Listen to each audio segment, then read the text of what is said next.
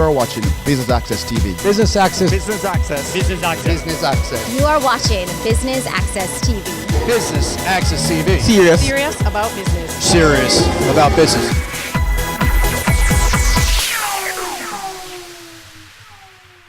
It's the last PSOJ President's Breakfast Forum for 2018, and Business Access TV, as usual, is here to bring you the highlights. I'm Javon Keys. Stay tuned.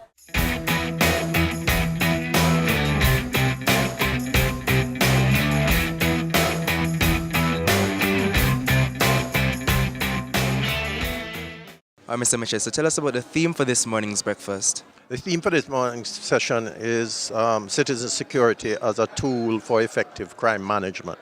It is intended to raise the awareness of what citizen security is, and shortly, citizen security is the level of confidence that the average citizen feels in his community and how he feels about his ability to move around in his environment, and what structures the government, the state can place around the community to increase that level of confidence. How the police force and the security forces behave is critical to citizen security. So we're trying to raise the awareness of the population on citizen security and to make people realize that hard policing alone is not enough, that you have to raise the confidence of the citizens in what you are doing. So how important is it for businesses generally to be concerned about citizen security? Well, I think it's very important that the level of investor confidence and the level of the business community's confidence is raised in that their stakeholders can come to work, their employees can come to work, that they can move freely around in the community, and that they will have certainty of operations generally in the society at large. And for businesses out there considering being a part of the PSOJ, what are the benefits? I think the benefits of the PSOJ are, among other things, that you get a platform to express your concerns, to express your interests. You get information. We have a monthly economic bulletin. You get presidents fora like this. And you also get to find out what's going on in the society that you operate in. Then we have networking. We have mingles on a quarterly basis, so you do have networking with other members and with important influencers in the society. So firstly, tell us a bit about what First Rock Capital does. It's really a real estate investment holding company which has as its core focus real estate investments and private equity. So how important is a company like that now in this day and age? Well, truthfully, real estate represents the most finite investment asset, and what it offers is above average returns and stability with respect to capital. So this morning you're going to be inducted in the PSOJ. How does that feel? Excellent. You know, the PSOJ's mandate is a very solid one, and you know, the PSOJ has been doing a lot of work with respect to, you know, championing and being an advocate for businesses and just the private sector in general. And what better way to express our support than to be a member? So we're zoning in a little bit on the discussion this morning. It's about citizen security. How does your company play a role in that, or does that affect your company any at all, do you think? I mean, security, you know, continues to be a main issue and at the forefront as well of all major businesses and individuals as well. So anything that we can do to enforce or reinforce the importance of it, then, you know, it has our support. Citizen security, in every sense, has become a vital part of effective crime management. And as we all know, the crime that currently pervades Jamaica negatively impacts human development, it affects our economic development, it touches our social and cultural rights at the local, regional, and international levels. We know this, that when a country fails to protect its people from crime and violence, it leads to a breakdown in the relationship between those in power and those who are being governed. Therefore, we have to ensure that the correct checks and balances are made to foster that relationship by creating the required community action plans, better citizen police arrangements, and having an overall coordinated system of crime control and crime prevention. We've seen the implementation of the states of emergency. We've also seen a number of zones of special operations being declared across several communities in the country in a bid to really put a cap on the criminal acts taking place in those areas. We've seen some positive results, certainly when it concerns St. James and the murder figures trending positively downwards. And we've also seen where acts of violence in general has trended down in these areas. What more can we do? We will explore all of that this morning. But we'll also talk about whether these approaches are indeed effective and how much more can be done in this area. Moving right into the rest of the proceedings, ladies and gentlemen, I now invite Mr. Howard Mitchell, President of the PSOJ, to deliver opening remarks. The subject that we are going to discuss this morning is a critical but not a well understood one, I think, in this society. I think that it is fitting for the PSOJ to end the year with the same topic that we started the year with, which is the issue of crime. The issue that has plagued us every year for more than the last 30-odd years, that has become endemic, that has been written into the fabric of our culture, that children have grown up with, that women have had to learn to live with, that businesses have had to write in permanently into their balance sheet protective devices for their stakeholders. I think it is so important that we remove the callous protective indifference that we have developed towards crime and face it in its stark terms and understand its motivation, its structures, and how to minimize it. You will never rid a society completely of crime, but you can reduce its impact and the terrible consequences on your people. So that I think we want to raise the level of awareness of citizen security in Jamaica, because if we are going to move from growth to development, then we need to understand that our human resources, our citizens, the people of our nation, are the most critical component of that development. And you can have growth. You can, in fact, have growth that mitigates against development by increasing marginalization of a society and sowing the seeds for its eventual destruction. So we need to be mindful, and we need to start planning for that. Don't go anywhere. We'll have more from the final PSOJ President's Breakfast Forum for 2018 after this break.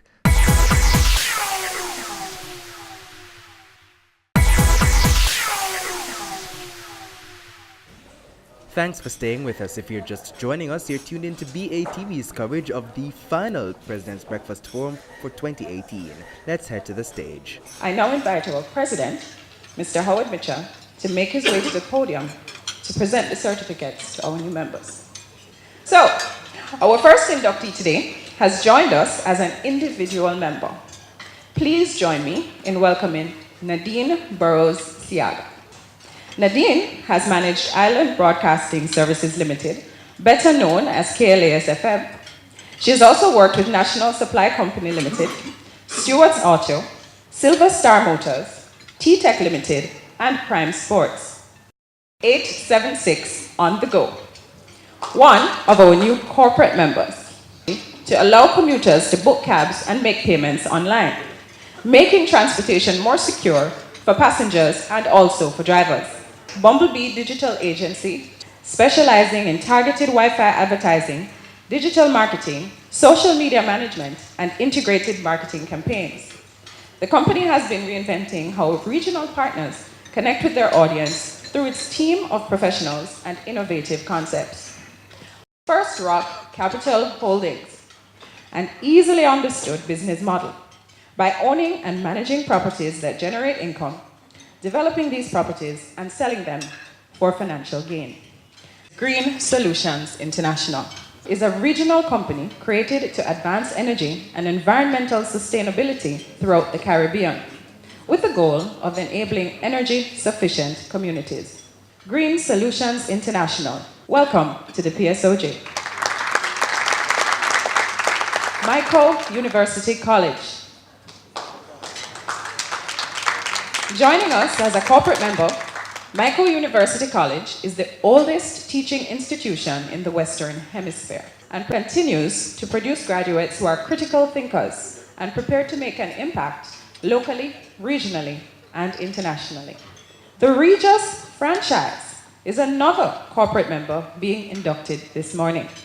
Consistently providing client solutions, they deliver 100% managed and maintained workspaces as they continue to build their global footprint. Trend Media. They've successfully transitioned from being an online content provider to a full-service digital media house. One of its flagship e-publications, Loop News, is now identified as a credible local news provider. Let me once again congratulate all our inductees collectively. To our panelists, thank you so much for joining us on a very important topic, one that certainly has dominated the news cycle and the national conversation where it concerns this issue of crime, but more so, citizen security. I want to thank you and we look forward to your inputs this morning. I want to start off with you, Mark Shields. What does it really take to deliver citizen security? Citizen security, as far as I'm concerned, starts with some very basics that are important to all of us that live, work, come to Jamaica as visitors. I delivered a speech a month ago at the CIN lecture in New York, and I started the point by saying two things. One is, I've been in Jamaica for 15 years, and in 15 years, 20,000 people have been murdered, which seems an awful lot of people to me, and that's 20,000 people murdered, plus thousands and thousands of families, the victims, the untold victims of people who have lost their husbands, wives, sons, daughters, cousins, aunties. So there's all of that group there, 20,000 people murdered. That's a stark statistic. And then we get back to living in Jamaica as it is today. And I have real concerns that before we get on to the technical side of community intervention and real building communities, that we're not doing the basics. It seems acceptable that traders in downtown Kingston can just take over the pedestrian footway. They can hang their garments in front of other shops. It's at a situation where many people who would like to go downtown dare not go downtown because they're in fear. It is also that when I drive to Montego Bay, and as a friend of mine just wrote to me yesterday, he said he is more fearful of driving to Montego Bay than he is of gunmen in Denham Town and elsewhere. Because as you know, because you guys do it as well, every time you drive to Montego Bay, you take your life in your hands because you see the bad standard of driving. And that is a real threat, and life should not be like that. Yeah. The third point I make is something that I've been, let's say, tweeting about over the past couple of months, and it perhaps became even more ironic last week into this week, that, again, the basics. If you look at the so-called licensed taxis in this country, where there are very clear rules and regulations that say that the windows must not be tinted, that there shouldn't be any markings on those taxis, that they should abide by the law like the rest of us, obeying red lights, not cutting up on the outside, all of that stuff that you guys live with every single day of your lives and causes you all stress. And I believe that we have to start by dealing with that. Now, people say, well, how do you do it? I'll take the last one first. There should be a war on licensed taxi drivers and unlicensed taxi drivers. It should be not just the police responsibility, because we always take that short-sighted view, well, the police aren't doing their job properly, but there's a transport authority, there appears to be a very vocal representatives for taxi drivers who came out last week because they were upset about the amended Road Traffic Act, which of course is a good thing and is designed to actually bring us into line. So I feel that we can do a lot. We should be able to live in a normal society, and that means before we get to anything technical, we need to get those basics right. Not rely just on the police, but just take taxis as an example. There is no reason at all why the Transport Authority, the Jamaica Constabulary Force, the local authorities, those who represent the taxi drivers cannot get together and clear it up overnight, make it safe for us. We're lucky, most of the people in this room, I bet, drive their own cars to and from work. We don't have to put up with some of the terrible situations that other people crammed into taxis and buses have to. So I think we also have a duty to them to try to improve things. We are up on another break, but please stay with us. We'll be right back.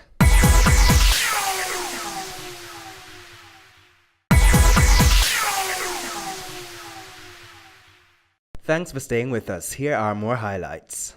From where you sit, Mark Shields speaks much towards institutional strengthening. But I want to put to you the citizen having a responsibility as well, and how the citizen carries out that duty within the democracy. Do you see Jamaicans stepping up to call for the kind of order that Mark Shields is advocating for, or are we merely bystanders? Let me say, if I use the PSOJ and its president as an example, we would say that we're not standing up. In February of this year, the president called rightly for an oversight committee to deal with crime and violence. Now it is November and we have not seen it. How many citizens, how many civil groups have supported that call is really inadequate. We heard an announcement from the Prime Minister yesterday in New York saying that he's going to be setting up a commission on crime early in 2019. Yeah, I heard it before that it was going to set up a summit. Yes, we heard about the summit too. Yeah, so it's not new. What I said on Sunday at a congregation in St. Thomas, and Mark Shields was mentioning 20,000 killed since he has been here. And I've been here a little longer than him. I said that if any year 500 persons were killed who are the brightest and best, influential leaders, we would find the resources and the time to make significant changes. In other words, because it's not affecting us so much, I live in a gated community. Some people have protective services, but anytime it starts to affect us greatly, we will do more. This is where I'd love to bring you in, Richard Divins, because the question is, how much of a rights-based approach do we take in dealing with citizen security? Well, this is something that the government has been starting doing in the last years, at least for a program that we have been supporting, which is the Poverty Reduction Program. And in a certain way, the fact that we are supporting the social inclusion of areas of here in Kingston and other areas in Jamaica, the fact that we are trying to promote a better economy in those areas, we are trying to promote the safety, the social cohesion. This is something which is very much related in improving the security in those areas. And in this respect, it is very important. It's very important when the government, or together with international donors, we are supporting the design of a citizen security program in the social aspect of the citizen security, the participation of the communities in the decision making of the activities, of the project, of the initiatives is crucial.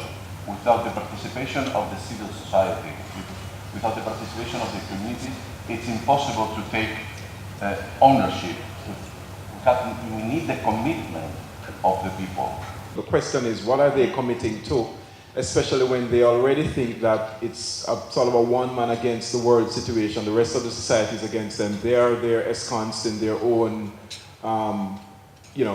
enclaves, so to speak, thinking that they abide and apply their own rules. Here comes now social intervention, trying to change all of that. But how much will social intervention be influential to the process? What else is needed? Social intervention will contribute a great deal. It has been contributing and it will continue to contribute. But by itself, of course, social intervention will not do everything. You speak of citizen security as effective crime management. Citizen Security and Justice Program is out of the Ministry of National Security, but it has a component that deals with the Ministry of Justice.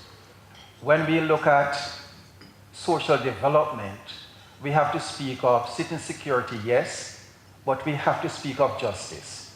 We have to speak of rights. As you know, Peter Tosh had said, he wants equal rights and justice. Don't give me no peace, I want equal rights and justice. And unless citizens see themselves as owning or owning a process of development, of inclusion, they will not feel as if, yes, it is for their benefit. Our experience has shown, and I'm sure JCIF and other agencies have shown, that residents of vulnerable communities wholeheartedly support and embrace social interventions when they are a part of the process. We deal with crime prevention. As you know, crime and violence is multifaceted. It has many different actors, many different players, many different sectors. We do not treat with crime control, or crime suppression, which we see as the work of the security forces. We think that crime prevention is critical to the development of Jamaica, to treating with crime and violence. And crime prevention starts before a child is born. Yes. And it goes way on into adulthood. We have not yet, and the chairman spoke about it, recognized fully the importance or the knowledge. We do not know how important crime prevention is, in that we have to treat with it in a sustained, multifaceted manner. In a nutshell, no ministry should get a budget passed each fiscal year without showing the country where in that budget is the allocation for activities to treat with crime prevention. Because it is so multifaceted, it touches on every sector.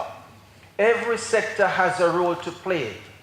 And let me repeat, no budget should be approved unless we can see where that sector, what that sector is doing. We welcome the idea of an oversight or a commission, because what we have observed is that the lack of collaboration among the sectors is one of the handicaps. It is something which causes waste, inefficiency, lack of adequate outcomes.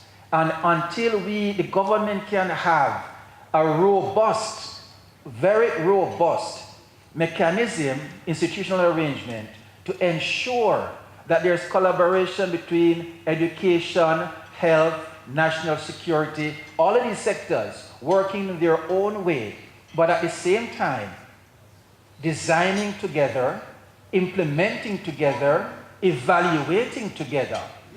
Until we get that, we will be groping in the dark to a large extent. And that's it for coverage of the final PSOJ President's Breakfast Forum for 2018. I'm Javon Keys for Business Access TV, serious about business.